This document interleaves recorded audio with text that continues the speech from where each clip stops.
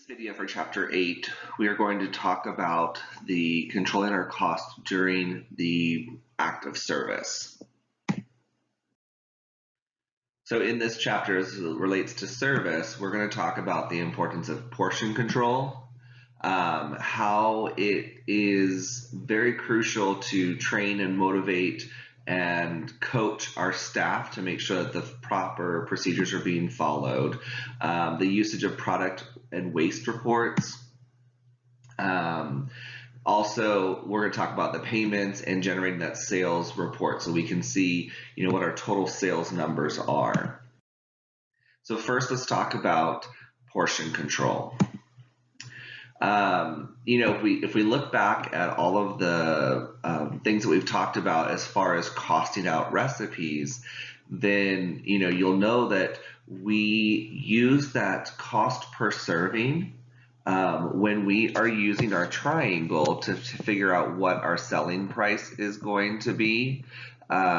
We use that cost of that serving and we look at the percentage that we're aiming for. And so that is going to determine what we're selling it for. Now, if we get less servings out of that recipe because we are serving too much larger portions, then that's going to impact our overall percentage because we're not getting the same amount of product out of the recipe as we initially planned. So there's lots of different control devices that we can use that we'll discuss in class.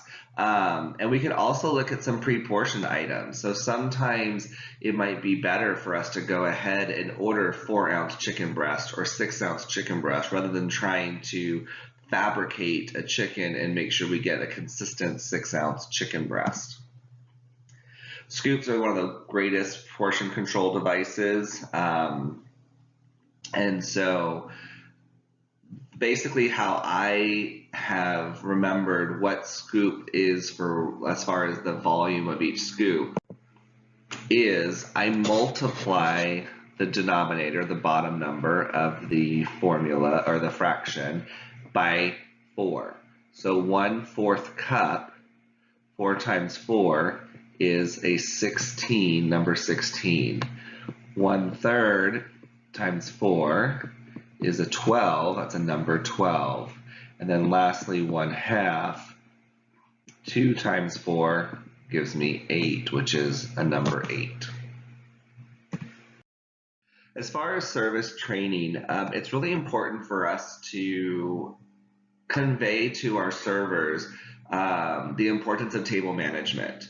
Okay, that means controlling the flow, making sure that we greet the guest within 2 minutes of being seated. We introduce ourselves. We take our drink orders. We bring the drinks back. We also ask for appetite if they were interested in appetizers. If not, ask if they're ready to order. If they need help navigating the menu for suggestions. There's all these different things that we can do. When I was at Cheesecake Factory, our menu was like a 28-page spiral-bound notebook. And so for me, I took it upon myself as a server. I noticed that people were having a hard time trying to navigate through the menu. And so rather than having them flip through the whole menu, I would ask them, what are they interested in? Pizzas, salads, sandwiches, pastas. I knew exactly which page those were on. I could direct them to those pages. And then as far as table management, closing out the check and checking on them periodically throughout the meal. There's lots of different things. When we talk about suggestive selling, this is basically the concept of recommendations. So have you tried our new fried crispy zucchini appetizer? Or would you be interested in trying blah, blah, blah? Or would you be interested in adding chicken to your dish? So there's lots of different things we can do to bring up our check value while also increasing the overall sales, and in doing so, that makes it a little bit more profitable. When we're looking at product usage and waste reports, it's really important for us to primarily look at those high cost items because we want to make sure that we're not wasting any particular item, too much of a particular item. And so in this case, we're looking at our high cost proteins, the strip steak, the ribeye steak, medallions, filet mignon, and then the lobster tails. And so in having this usage report, it shows first how many were issued and then how many were returned back at the end of the day. Okay. And so we look at how many were returned. That means that we should have sold the issue minus the return. So 35 minus 5 is 30, 40 minus 2, we have 37, but we also notice that 1 was returned because it was overcooked. So that would equal our 38. 25 minus 1 is 24, 50 minus 6 is 44, 40 minus 10 is 30. So we're all in good shape here. We just want to make sure that this number, let's say we had 5 returned because they're overcooked. That means we'd have an issue with that particular person. We maybe need a little bit more coaching.